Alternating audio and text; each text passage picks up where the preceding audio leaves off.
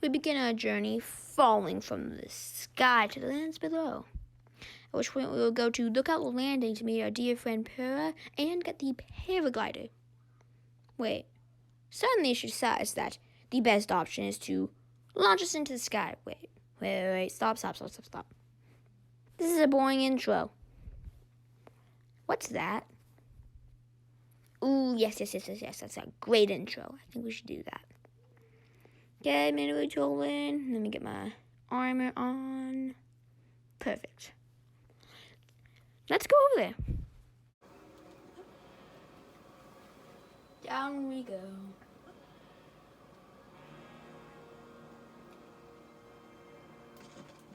Welcome to the depths. Today I will be your guide down here.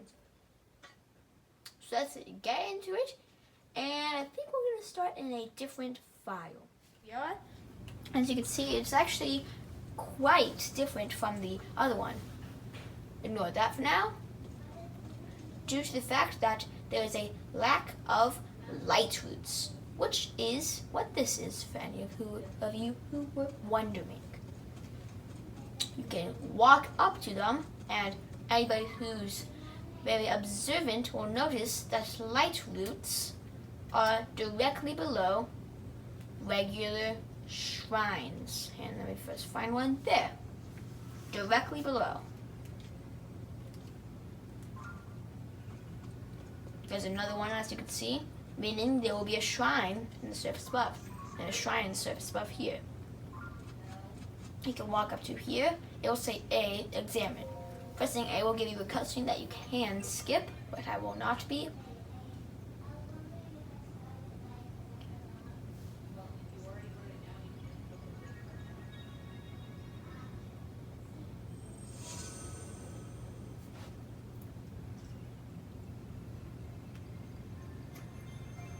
And there it is.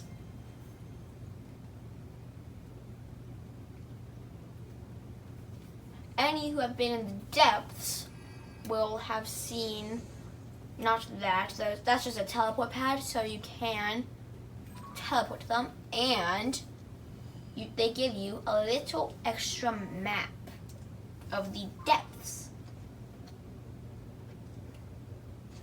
Any of you who have been in the depths will recognize a substance on the ground. Ignore that. But that substance.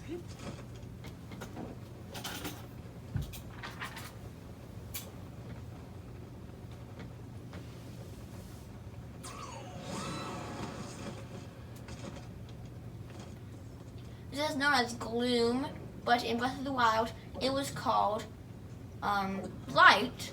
So that's why we will be referring to it in this. These are bomb flowers. If you've done the tutorial Sky Island, then you might recognize them from a cave that you can go in. Now, as you can see, my health is covered in gloom. Sorry, you can't see the health in that for some reason. But you will see it when I teleport. Well, when I'm out of that screen, I should say.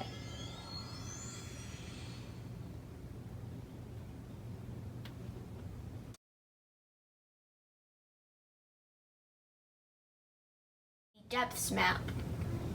Done.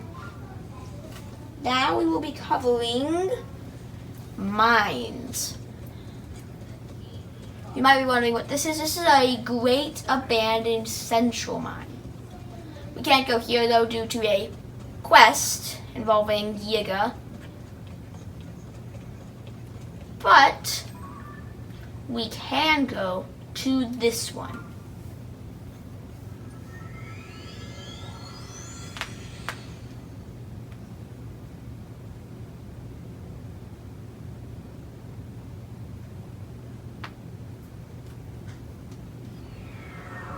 This is a great abandoned central mine. Not all of them have this, but all of them have this and a shop where you can spend Zonite, which some of you who have done the Great Sky Island might have seen in a specific cave. you can turn it in for energy, which we'll be covering in a separate video.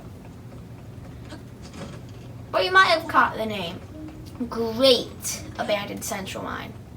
You might be asking, well, what's a regular central mine? What's a regular mine, I should say, look like? Well, let's head over to one. And we're back. This is a regular mine.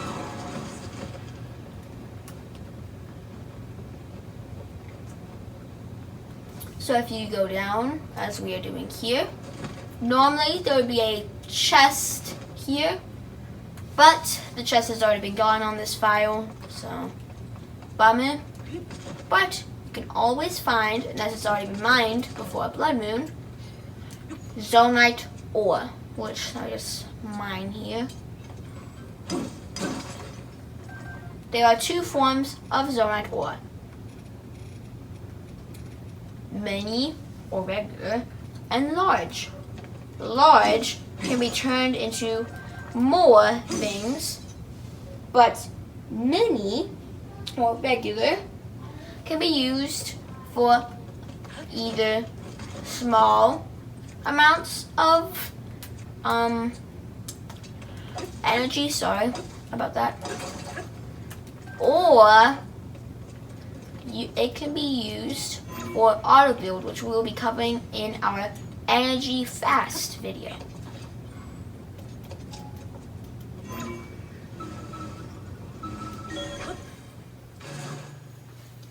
Next, I believe we should look at pose. So let's head back to the light route we just discovered. As we are teleporting there, let me fill you in on some facts about the depths. There are rare items. Oh, that was fast. But there are items which we'll be covering later, such as bomb flowers, and most of you may not recognize this word, but there's also muddle buds. Oh, would you look at that? It's a monster camp. There are monster camps in the depths, each one with Zonaite ore.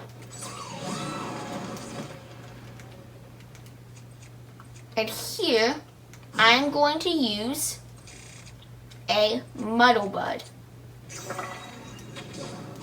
What it does is it forces enemies to fight for you until it wears off, that is.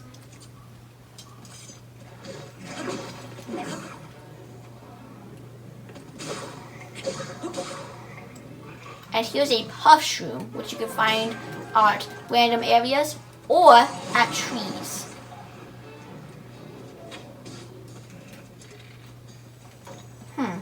Out of arrows. They will still fight you if they see you, though. Worth mentioning.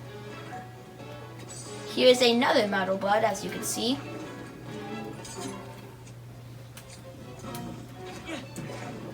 That is a puff shrew. It's basically a smoke bomb from a ninja movie. And it blinds enemies so that you have an opening to attack.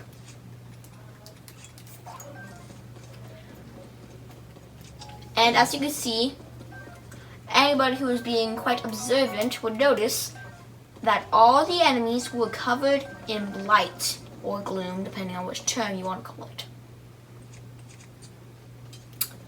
Interesting. And due to that fact, they all drop Zonaite ore. Bosses in the depths will have large Zonaite cells. Those are more enemies wraithed in gloom on horses, and they are very observant. Thank you, Tolan.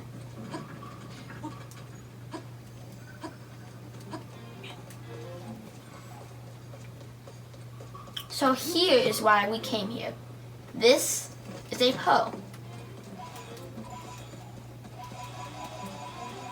Hoes can be quite powerful depending on how you use them. Why are there so many? Oh well, we're not really interested in them. This is what we're interested in. This is, as we call them here, a Poachio. Hang on.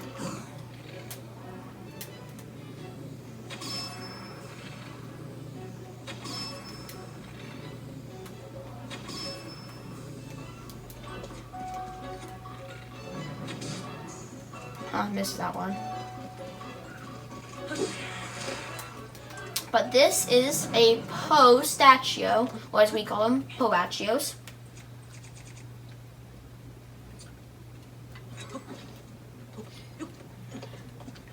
Anybody who's gone weapons in Tears of the Kingdom will notice that they are covered in gloom.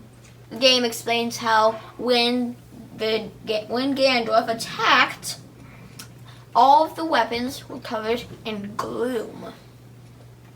But the ones in the depths have stayed pristine, making them very powerful fuse sticks. We'll cover this in another video. So, we now have just enough time to go over items. Their trees often have a lot of items. I'm just going to take this horse so that we can go a little bit faster. But they have bomb flowers, puff shrooms, and muddle buds, varying depending from tree to tree, and not all trees have them. This one, as you can see, has muddle buds. And this is a phlox, little phlox, because there are actually other phloxes, which are quite large.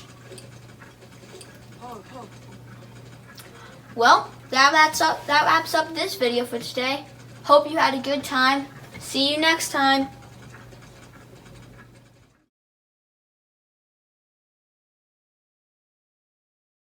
Hello, welcome back to our main fire. Fire where we have 60 armor, which we'll explain how to do in another episode.